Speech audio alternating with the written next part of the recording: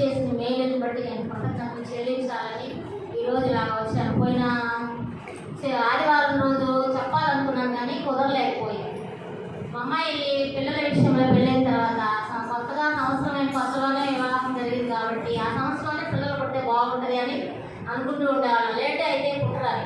ఇంకా అందుకని నేనేం చేశాను, ప్రతిరోజు ప్రేయర్ చేసినదాన్ని. 40 రోజుల ఉపవాస ప్రార్థనలో చాలా అమూల్యమైన నేను పోయినసారి కూడా చెప్తూ ఉన్నాను, ఇప్పుడు కూడా చెప్తున్నాను.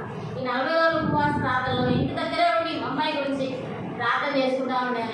వివాహం అయిందయ్యా, తొందరగా సంతానం కావాలి, మళ్ళీ నాకు హెల్త్ బాగోట్లేదు, మరి నాకు హెల్త్ బాగోట్లేదు, అమ్మాయి డెలివరీ అయితే చూసేవాళ్ళు కూడా లేదని ఆ విధంగా దేవుడు చూపించుకుంటూ ప్రార్థించుకుంటూ ఉన్నాను.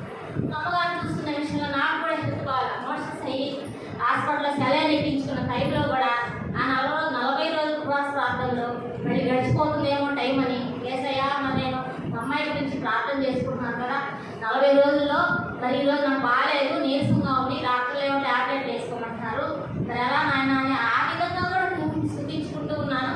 ఆ రాత్రి కూడా మందులు ఏం పని చేయట్లా, గ్యాస్ ఫామ్ అయిపోయింది, మోషన్స్ అవుతున్నాయి, వీళ్ళందరికీ ఎవరికి తెలియదు. 2 గంటల ప్రాంతంలో వేసి కూర్చొని ప్రార్థన చేసుకున్న తర్వాత అప్పుడు అది బాగా అయిపోయింది అన్నమాట. ఆ విధంగా మా అమ్మాయి గురించి 40 రోజులు ఇంటి దగ్గరే ఉండి కూడా ప్రార్థన చేస్తున్నాను. సంతానం లేని వాళ్ళ గురించి కూడా నేను చెప్పేది ఏంటంటే, తల్లిదండ్రులుగా బిడ్డల కొరకు మనము మొదటి జాములు వేసి సంతానం గురించి ప్రార్థన చేయండి, వారి కొరకు పిల్లలు పుడతారు. ఇది రోజు తెల్లవారుజాములు కూడా 3:30 దేవుడు చెప్పి ఇదే చెప్పు, నువ్వు మందులో ఎందుకు నువ్వు సైలెంట్గా ఉంటావు, నీ జరిగిన మేలు చెప్పు, నువ్వు ప్రార్థన చేసుకున్నావు కదా, నేను మేలు చేశాను కదా అని కృతజ్ఞతగా దేవుడు చెప్పాలమ్మా అని దేవుడు నన్ను 3:30 నుంచి అసలు నిద్రపోనివ్వలేదన్నమాట.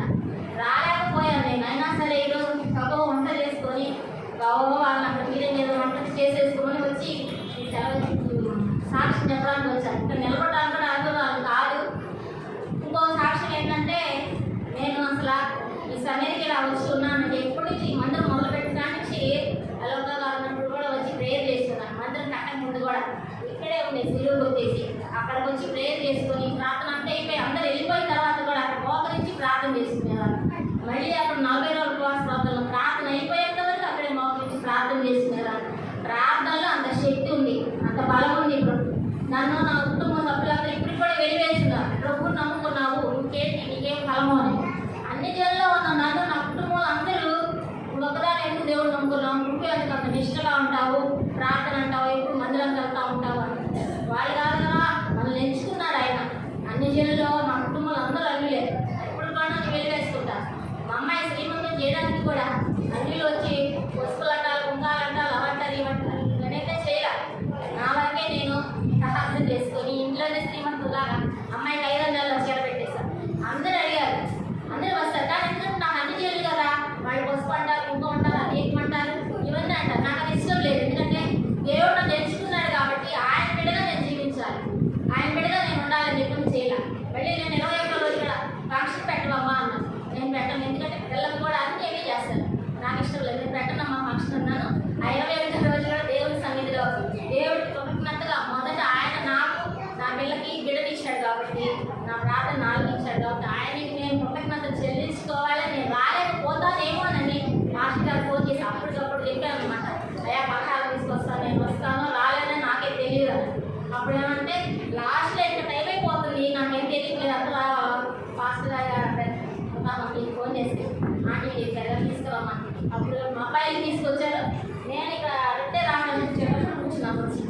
ఆ రోజు కూడా దేవుడు ఆ విధంగా దేవుడు సహాయం చేశాడు. ఎందుకంటే మనం ఒకసారి దేవుడి సన్నిధికి వచ్చినప్పుడు మళ్ళీ వెనుతిరిగి వాడిని పిలుస్తారు, వీళ్ళు పిలుస్తారు, వెళ్ళకూడదు. పోయినసారి అదే వాక్యం చెప్పాడు, నా చెవులు వినపడింది, నాకు ఇంట్లో వినపడింది ఆ వాక్యం. వెళ్ళకూడదు. ఒకసారి వచ్చాం దేవుడి సన్నిధికి, వాడి అంటే రేటింగ్ మీరేనా భక్తి పనులు, మీరేనా కాదు, మనం కాదు. మనం ఒకసారి దేవుడు ఎంచుకున్నాడు, ఇంతమందిలో మనం ఎంచుకున్నాడు. మన పట్ల దేవుడి చిత్తం ఏమైందో ప్రతిరోజు మనం పరిశీలన చేసుకోవాలి. రోజు దైవ సేవలు వార్త చెప్తున్నారు కదా, మనం వింటున్నప్పుడు ఏదో వచ్చామనే పోయామని అంటారు. మన ఆత్మ దేవుడి సన్నిధికి వెళ్ళడానికి ఎలా ఉంది, ఎలా మనము దేవుడి సన్నిధికి వెళ్ళి అర్హతంగా అయోగ్యంగా ఇలోక ఆచారాలుగా ఇలోక సాంప్రదాయాలు రాకుండా విడిచిపెట్టేశాం. దేవుడు మనం విడుచుకున్నాడు. ఇంకా చెప్పాలంటే నా సాక్ష్యం చాలా ఉంది. ఉమ్ము వేశాడు మా వారు, అన్నంలో కూడా ఉమ్ము వేశారు, చంపదెబ్బ కొట్టారు, చెప్పుతో కొట్టారు, వెలివేశారు. నన్ను ఇంతవరకు దేవుడి సన్నిధిలోకి వెళ్ళానని చెప్పాను. అయినా సరే దేవుడు నేను విడిచిపెట్టాను. ఆ నమ్మకాన్ని బట్టి, ఆ విశ్వాసాన్ని బట్టి నా కుటుంబం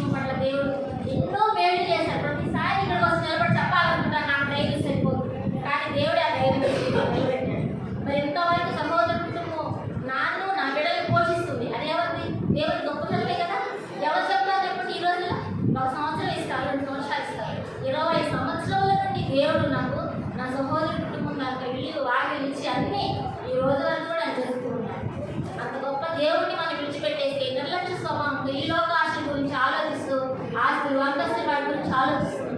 ఇవన్నీ ఎంతున్నా సరే ఏదో ఒక రోజు మనం వెళ్ళవలసిన వాళ్ళని మనం దేవుని సన్నిధికి వెళ్ళడానికి నాకు అర్హత ఉందా లేదా, ప్రభా నన్ను ఎంచుకున్నావు, నేను నీ ఆత్మ నన్ను రాజ్యంలో చేర్చుకో అని మనకు మనం ప్రతిరోజు ప్రార్థన చేసుకోవాలి. వచ్చి వెళ్తుంది ఉపయోగం లేదు, ఇప్పుడుగా జరుగుతూ ఉందా నెలకు ఒకసారి, అది అంత అమూల్యమైనది ఉపవాస ప్రార్థన. ఆ ప్రార్థనకు రండి. నాకు అసలు ప్రార్థన కూడా రాదు, ఆంటీ అందులో ప్రార్థన చేస్తుంటే వింటా ఉంటాను అనమాట మా గురించి, వాళ్ళు ఎలా చేస్తున్నారా వీళ్ళు ఎలా చేస్తున్నారా అని విని ఆ విధంగా నేను నేర్చుకున్నాను. ఎందుకంటే నేను మీ పూజల్లోంచి వచ్చినాను కదా, నాకైతే తెలియదు అనమాట. సమస్తం ఇక్కడే నేను నేర్చుకున్నాను కాబట్టి మీరు కూడా వచ్చిన వాళ్ళందరూ దేవుడి గురించి, మీ బిడ్డల గురించి, మీ కుటుంబాల గురించి ప్రార్థన చేసుకోండి. దేవుడికి చెప్పమంటే నన్ను ప్రేరేపించాడు కాబట్టి వచ్చి చెప్తున్నాను. నా పట్ల నా కుటుంబం పట్ల దేవుడు ఎన్నో కార్యాలు చేశాడు, మీ పట్ల కూడా చేసే ఉంటాడు. కానీ నేను అదంటలేదు. మనం ఎక్కువగా ఏ అంశం గురించి నమ్మకంతో విశ్వాసంతో బాగున్నా బాగోలేకపోయినా ఈ లోకంలో వస్తూనే ఉంటాయి శ్రమలు, నిందలు, అపనిందలు, అవమానాలన్నీ. కానీ ఆ రాజ్యంలోకి వెళ్తే ఏమి లేవు కదా. ఇదంతా ఒక జయించడానికి దేవుడు మనకు యుద్ధాన్ని నేర్పిస్తాడు. ప్రతిరోజు ఉంటేనే పోరాటమే. ఈ పోరాటంలో మనం జయించాలంటే మొదటి అమలు ప్రార్థన చేసుకోవాలి. మందిరాలు శుక్రవారాలు శనివారాలు ప్రార్థనలు జరుగుతున్నాయి. రండి, ఇంతమంది వచ్చారు కదా, ఉపవాస ప్రార్థనలకు కూడా రావచ్చు కదా. సమయానికి రాకపోనివ్వకండి. దేవుడు చిన్న వాక్యాన్ని దీవించి ఆశీర్వదించిన దేవునికి మహిమ కలుగును గాక. హల్లెలూయా.